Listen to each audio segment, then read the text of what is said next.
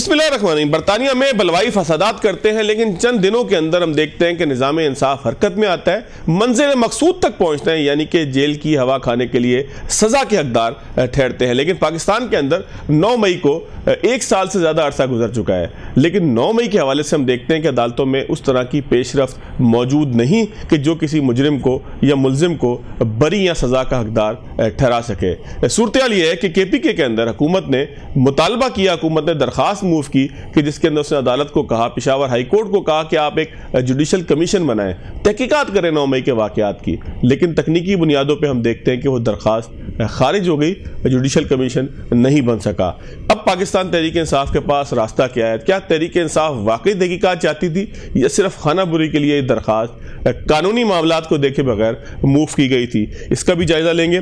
और साथ साथ KPK के गवर्नर फैसल करीम कुंडी साहब ये कहते हैं कि कैदी अडियाला जेल का NRO मांग रहा है। किससे NRO मांग रहा है? सियासी बयान है, सियासी जुमलेबाजी है या हकीकी तौर पर वाकई ऐसा कुछ है भी? मेरे साथ मौजूद हैं PJ मीर साहब, उनसे भी बात करेंगे, माजिद निज़ामी साहब से बात करेंगे और प्रोग्राम के आखिरी हिस्से में जायजा लेंगे कि अरशद नदीम पाकिस्तान का पहला एथलीट है कि जिसने तलाई तमगा हासिल किया किसी भी ओलंपिक में। क्या पाकिस्तान के अंदर इतनी सहूलियात मौजूद नहीं है, ऐसा टैलेंट मौजूद नहीं है कि कोई एथलीट्स हम पैदा कर सकें कि जो ओलंपिक्स में जाकर मुकाबला कर सकें या पाकिस्तान का नाम रोशन कर सकें? अरशद नदीम को क्या सहूलियात मिली थी, आगे क्या मिलेंगी, इसके ऊपर तो बहुत बहस हो रही है। लेकिन सूरत हाल है क्या हकीकी तौर पर? पाकिस्तान एथलीट्स के अंदर आज तक इतनी अच्छी तरीके से पार्टिसिपेट क्यों नहीं कर सका कि किसी तमगे का हकदार ठहरता?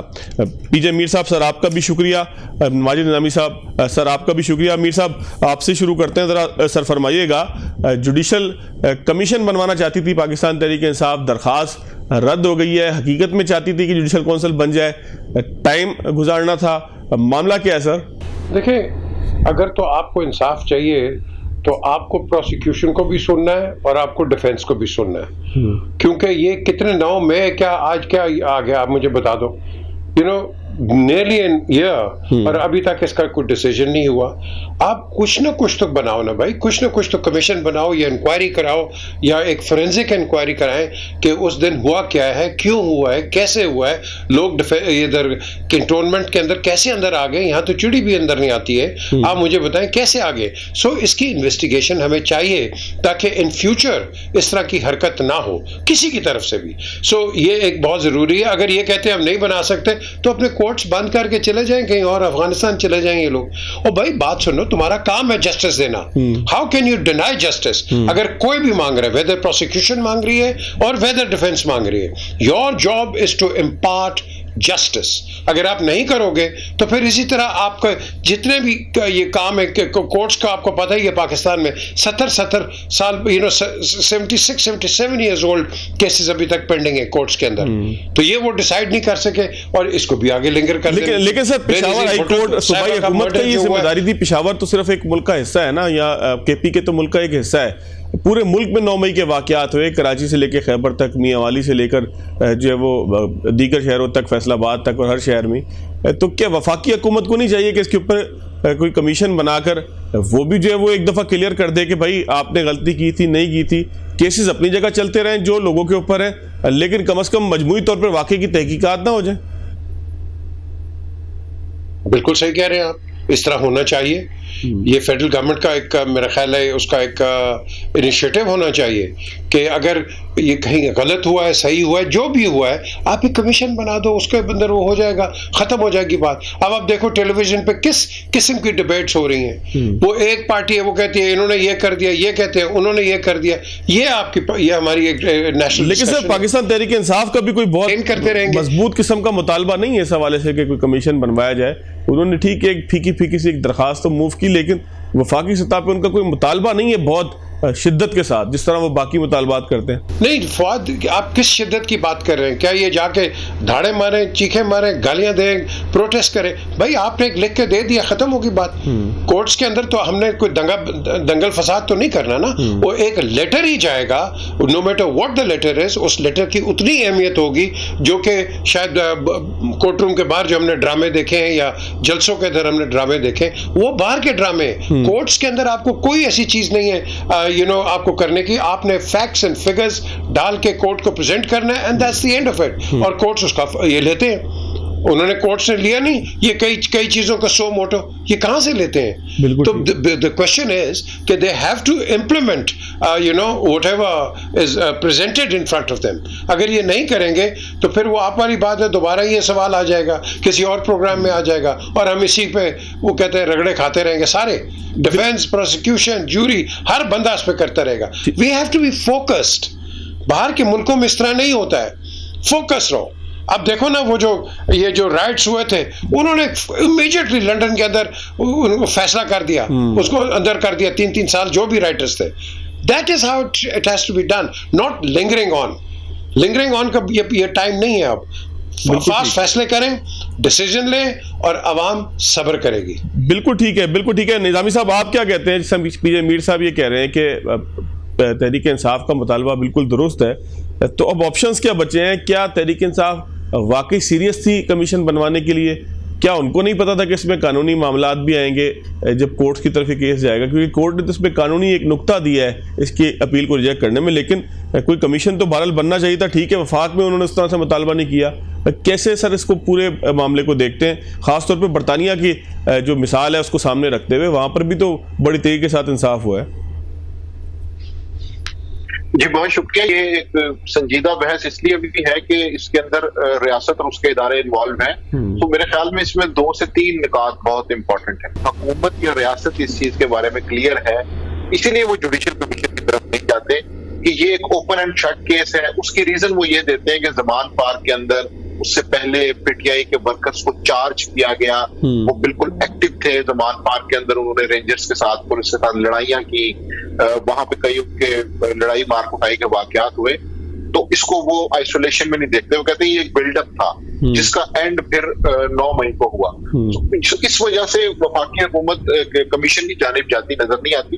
पीटीआई का मसला ये है कि चूंकि वो इस वक्त एक एंडिंग उसके ऊपर है, वो डिफेंसिव है, इसलिए वो इस तरह की जो बयानात है वो देते हैं मामले के ऊपर से ये तवज्जो जो है ना पहुंच जाए। कभी इमरान खान साहब कहते हैं कि मैं सीसीटीवी फुटेज देखूंगा, कभी वो कहते हैं सीसीटीवी फुटेज थी ही नहीं, कभी पीटीआई कहती है कि हमारे लोग थे ही नहीं वहां पर, फिर वो कहते हैं कि नहीं हमने तो कहा था कि एहतजाज किया जाए। तो ये जब एक बड़ा वाकया हो जाता है और उसके अंदर जिसके ऊपर इल्जाम करता है, तो फिर वो इस तरह की मुख्तलिफ प्लीज लेता है ताकि वो इस मामले की हसासियत और शिद्दत से निकल सके। पीटीआई भी इस वक्त ऐसा ही कर रही है, लेकिन इसमें जो एक अहम नुकता है तीसरा, वो दोनों के लिए है, रियासत के लिए भी और पीटीआई के लिए, वो है कि पाकिस्तान के अदालती निजाम की जो सुस्त रवि है वो इस वक्त उसका रात इस्टेब्लिशमेंट को भी भुगतना पड़ रहा है। पहले तो मेरे और आप जैसे आम आवाम जो भुगतना करते थे, केस की तारीखें लग रही हैं, वकील नहीं आ रहा, जज नहीं आ रहा, जज चेंज हो गया है, तारीख पे तारीख डाल रही है।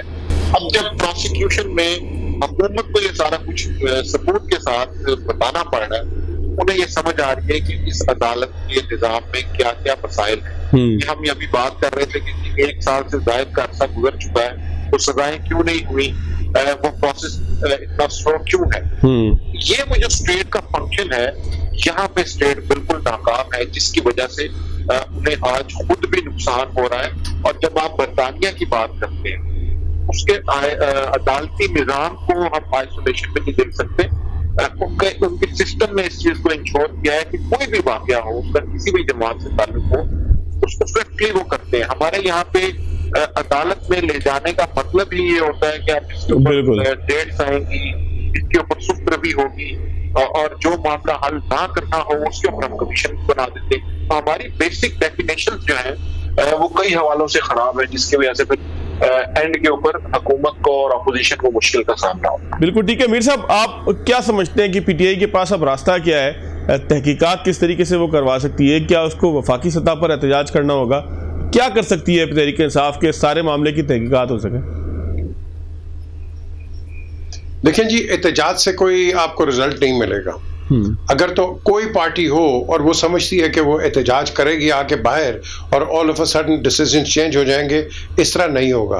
ये कोई वो जिस तरह वो यूजुअल टर्म इस्तेमाल इधर होती है बनाना, ये ऐसी कोई रिपब्लिक नहीं है। और यहाँ कानून का बिल्कुल एक है, यस फॉल्ट लाइंस हैं उसके अंदर, बड़ी हैं, और ऑफ कोर्स वो तो आपको पता ही चल गया था जब वो 6 जजेस ने लेटर लिखा था। So that cleared up everything. The question here arises, हमें क्या करूं मैं, एहतराम, एतबार और कॉन्फिडेंस रखना चाहिए कोर्ट्स के ऊपर। अगर ये कोर्ट्स खराब करेंगे, ये खुद जाके आगे जलील होंगे। गलत जजमेंट जो होती है वो एक छोटे से चिड़ी को भी पता चल जाता है कि ये सही जजमेंट है, गलत जजमेंट है। लोग बहुत बाशऊर हो चुके हैं, हर एक को पता है सच क्या है। और सबसे बड़ा जो ट्रायल पे होता है वो जज होता है, प्रोसिक्यूशन और डिफेंस दोनों को पता होता है कि क्या सच है। So here I think let's leave it to the courts, वो आगे करें। लेकिन ये तो बात बढ़ती जाएगी, ये तो रुकेगी नहीं। बिल्कुल बढ़ती जाएगी। और इसका एक ही तरीका है कि आपके अपने जुडिशल सिस्टम को जरा तेज करें और इसके ऊपर जल्दी फैसले करें। ये छुट्टियां खत्म करें। अवाम के अंदर बहुत टर्मोइल आ रहा है और ये एक दफा आ गया आगे, ना जज ना कोई इसको रोकेगा। लोग बड़े कहते हैं जी फौज आएगी, फौज अपनी अवाम पे गोली नहीं चलाएगी, कभी नहीं चलाती है वो। ये उनकी अवाम है और वो अवाम के हैं। सो फौज को रखें बाहर। जो पॉलिटिकल टर्मोइल अल्लाह ना करे अगर आ गया तो फिर हम इसके अंदर हमारा क्या होगा, हमारा के इकोनॉमिक मेल्टडाउन और ज्यादा हो जाएगा। तो हमने इकोनॉमिक मेल्टडाउन को बचाना है, अपनी इकोनॉमी को बचाना है, अपनी इंडस्ट्री को बचाना है। तो ये सारे इंटर रिलेटेड है। So the courts have to come out very quickly. ये जो है ना, ये क्या कहते हैं वो जो ये डिले कर देते हैं और कह देते हैं हाँ जी अभी फैसला आएगा, ये नहीं है वो भाई जल्दी से फैसला दे और इसको खत्म करें। बिल्कुल ठीक है, बिल्कुल ठीक है। तारीख वो सुना है ना, वो क्या वो एक्टर, हाँ जी मीर साहब, वो बिल्कुल तारीख पे तारीख वाला। मैं ब्रेक लेता हूँ, ब्रेक के बाद आते हैं तो थोड़ा सा सर गवर्नर केपीके का दावा है, माजिद साहब आप भी सुनिएगा और पीजे मीर साहब आप भी सुनिएगा कि बानी तहरीक इंसाफ एनआरओ मांग रहे हैं। किससे मांग रहे हैं, वाकई मांग रहे हैं, ऐसी चुटकुला है, हकीकत है, क्या है? ब्रेक के बाद।